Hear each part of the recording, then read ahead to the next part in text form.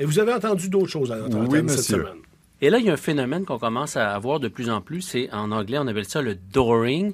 Il y a les cyclistes qui ont trouvé un néologisme là, pour ce phénomène. L'emportiérage. Donc, ça, c'est quand vous roulez l'automobile. Ah oui, oui, oui. L'emportière. L'emportière, autant en emportière le vent, là. Ouais. Mais c'est vraiment mal formé, ce terme-là, Ah oui? malheureusement. Bon, premièrement, là, disons que les voitures et les vélos coexistent depuis à peu près 100 ans, grosso modo, là.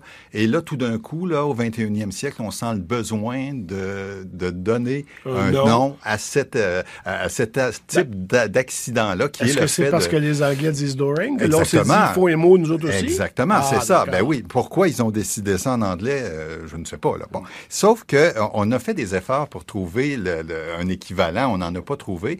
On peut dire aussi, quand on fonce, on entre dans une portière qui s'ouvre comme ça, on peut dire, dans la langue familière, qu'on se prend une portière, comme on se prend un poteau. Bon, c'est tout à fait familier. Mais emportierage, c'est pas bon. Non, ben c'est mal formé. Si on dit emmuré, c'est pas entrer dans un mur. C'est être entouré de murs. Alors, emportiéré, ça voudrait dire être entouré de portières. Là, si on veut. Bon, okay. Si vous regardez tous les sens de la préposition « en », EM ou EN, ben, c'est toujours, ça n'a rien à voir avec le fait d'entrer en contact avec quelque chose.